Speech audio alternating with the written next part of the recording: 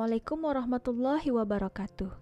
Di video ini kita lanjutkan analisis data yang sudah dibahas di video sebelumnya, yaitu korelasi data.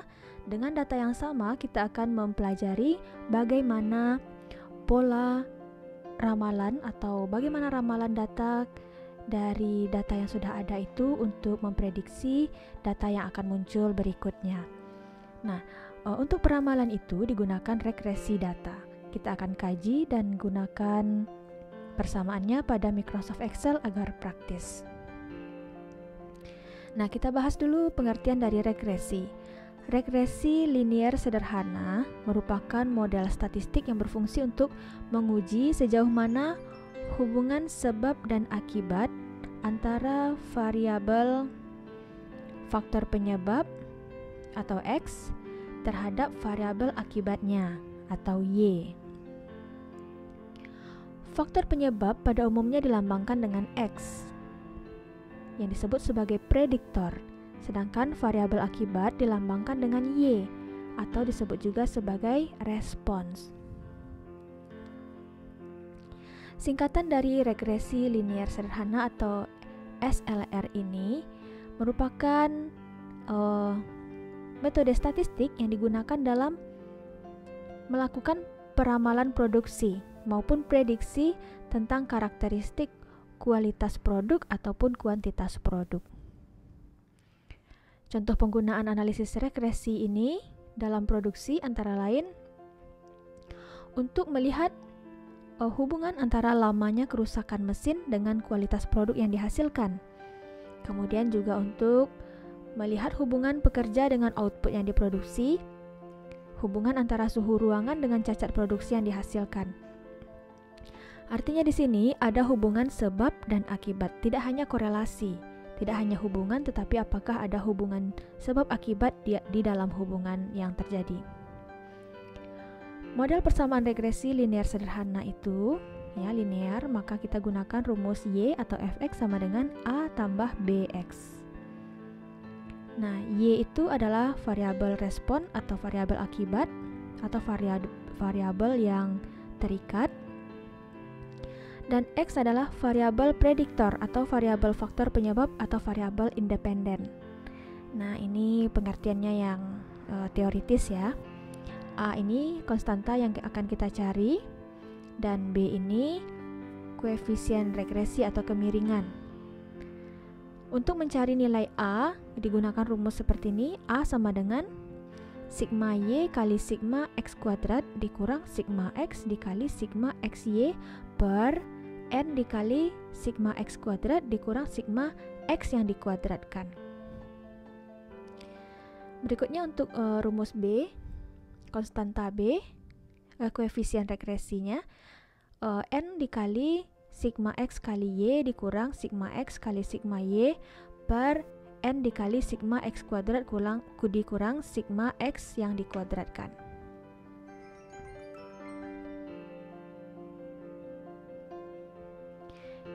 Berikutnya ada koefisien korelasi. Koefisien korelasi ini fungsinya adalah sebagai koefisien penentu atau determinasi untuk melihat seberapa besar kemampuan variabel bebas atau X ini dalam menjelaskan varian dari variabel yang terikat.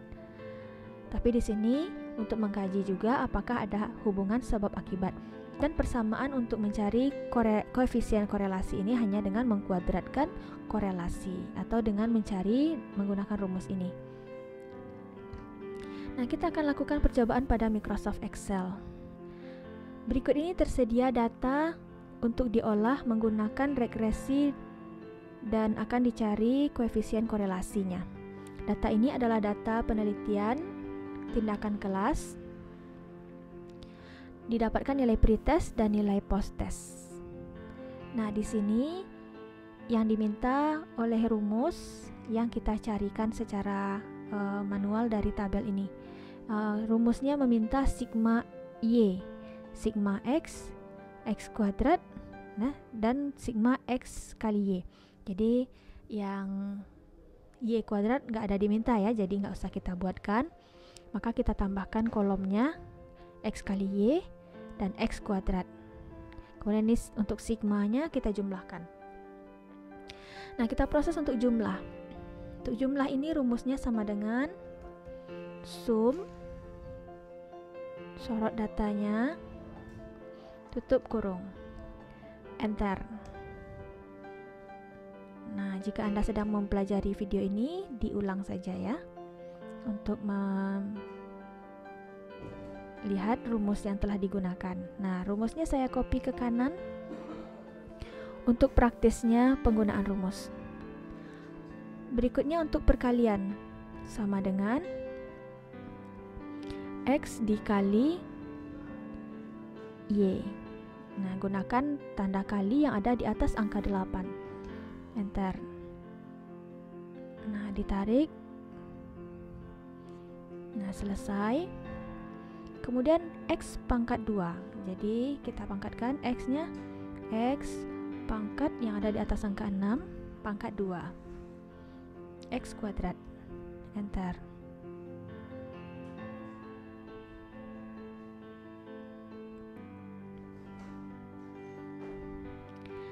Nah, berikutnya hasil sigma atau jumlah yang sudah kita dapatkan ini kita gunakan untuk memproses rumus A. Sama dengan buka kurung. Nah, perkalian ini akan dikerjakan lebih dahulu dibandingkan kurang ya, kurang dan tambah. Jadi tidak usah khawatir, kita cukup membuka kurung untuk bagian pembilang saja. Sigma Y. Sigma Y adalah ini dikali dengan sigma X kuadrat. Sigma X kuadrat ini dikurang sigma X, ini sigma X dikali sigma XY. Ini sigma XY. Tutup kurung. Nah, kita lanjut ke bagian penyebut. Buka kurung. N 20 ya. Dikali dengan sigma X kuadrat. Sigma X kuadrat dikurang dengan sigma X yang dikuadratkan. Ini sigma X yang dikuadratkan pangkat 2. Tutup kurung. Jika sudah, di enter. Nah, dapat hasilnya 6,373388208. Berikutnya untuk yang B sama dengan buka kurung, N-nya 20 data dikali dengan sigma X kali Y. Sigma XY ini dikurang dengan sigma X, ini sigma X dikurang dengan sigma Y. Sigma Y, udah, tutup kurung, dibagi dengan banyaknya data N 20 dikali sigma X kuadratnya, ini sigma X kuadrat dikurang dengan sigma X yang dikuadratkan. Oke, sigma X yang dikuadratkan. Enter. Tunggu, dicek dulu. 20 dikali ini sigma XY. Sigma XY di D25. Oke, oh ini perkalian. Oke, bagian atas ini perkalian. Enter. Nah, didapatkan hasilnya 1,012346,703. Nah, untuk formalitas kita salin ke persamaan Y ini. Kita mendapatkan persamaan regresi, yaitu nilai A 6,373388 208 ditambah dengan 1,012346,703. Koefisien korelasi kita dapatkan dari memangkatkan nilai korelasi Pearson. Ya, rumus otomatis dari korelasi Pearson sama dengan Pearson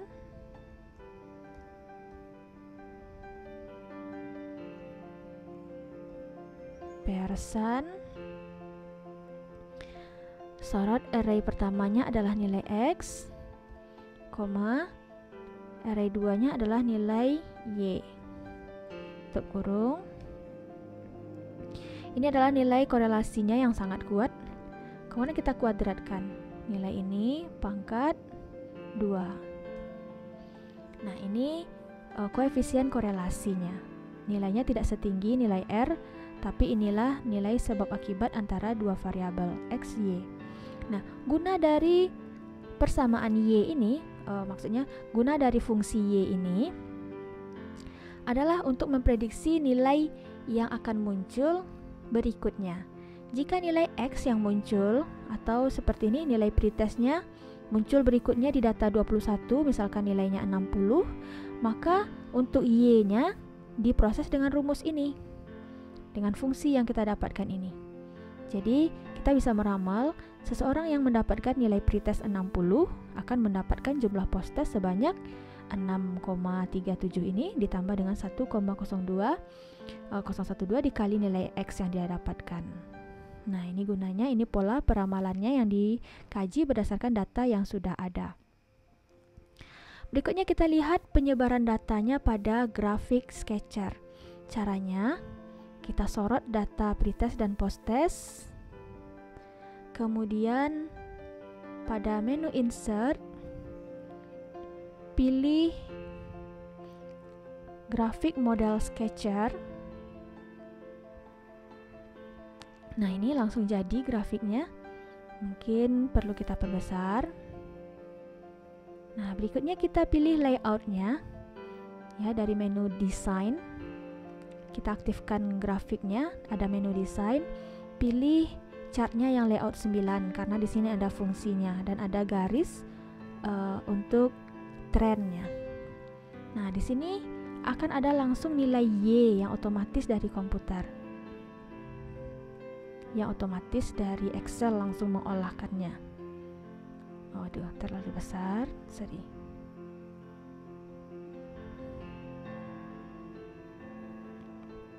Nah, ini nilai Y yang ditentukan atau yang didapatkan dari pengolahan Excel.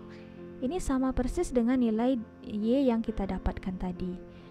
Tapi posisinya di sini BX tambah A. Misalnya judulnya adalah grafik regresi data pretest dan posttest.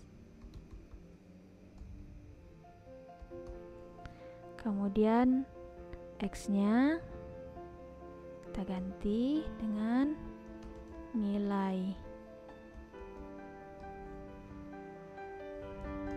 pretest, Y-nya diganti dengan nilai posttest. Nah, tentang desain dari grafik ini, di bagian atas, di bagian menu desainnya juga ada beberapa desain dan warna yang bisa kita pilih ya, change color,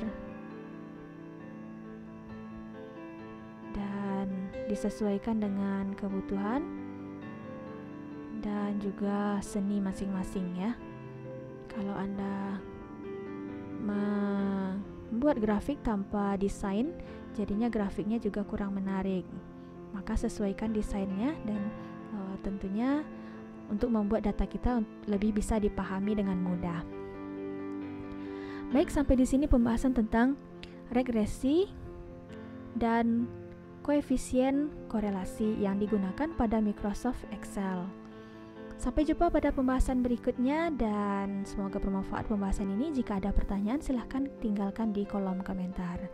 Saya tutup dengan wabillahi taufik wal hidayah. Assalamualaikum warahmatullahi wabarakatuh.